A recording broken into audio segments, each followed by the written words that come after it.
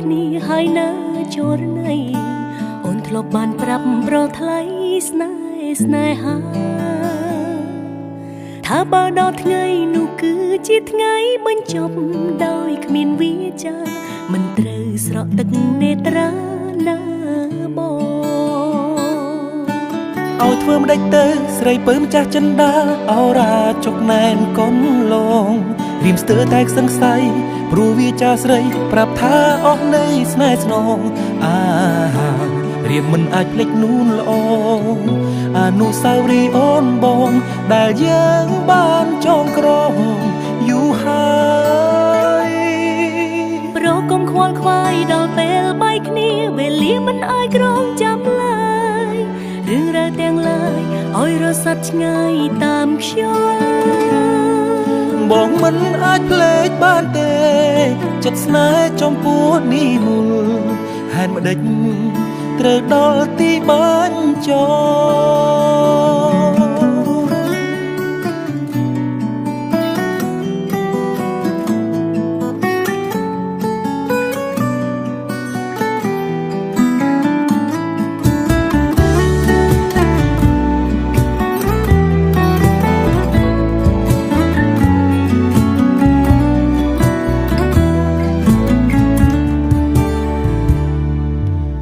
ពេលវេលាដែលយើងត្រូវបែកគ្នាហើយណាចូលណៃអូនធ្លាប់បានប្រាប់ប្រថ្លៃស្នេហា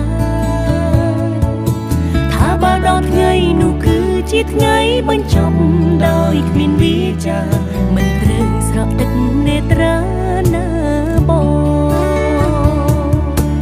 ឲ្យធ្វើម្ដេចទៅស្រីពើម្ចាស់ចិនដាអរ៉ាចុកណែនកូនឡងរៀមស្ទើរតែសង្ស័យព្រោះវាចាស្រីប្រាប់ថាអស់នៃស្នេហ៍ស្នងរៀមមិនអាចភ្លេចនូនល្អអនុស្សាវរីយ៍អូនបងដែលយើងបានចងក្រងយូរហើយរកុំខ្វល់ខ្វាយដល់ពេលបែកគ្នាវេលាមិនអាចក្រងចាំឡើយរឿងរ៉ាវទាំងឡាយឲ្យរសាត់ឆ្ងាយតាមខ្យល់បងមិនអាចភ្លេចបានទេចិត្តស្នេហ៍ចំពោះនេះមុល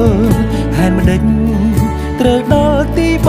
ញ្ចប់រកុំខ្វល់ខ្វាយដល់ពេលបែកគ្នាវេលាមិនអាចក្រងចាំឡើយរឿងរ៉ាវទាំងឡាយឲ្យរសាត់ឆ្ងាយតាមខ្យល់បងមិនអាចភ្លេចបានទេចិត្តស្នេហ៍ចំពោះនេះមុលហេតុម្ដេចត្រូវដល់ទីបញ្ចប់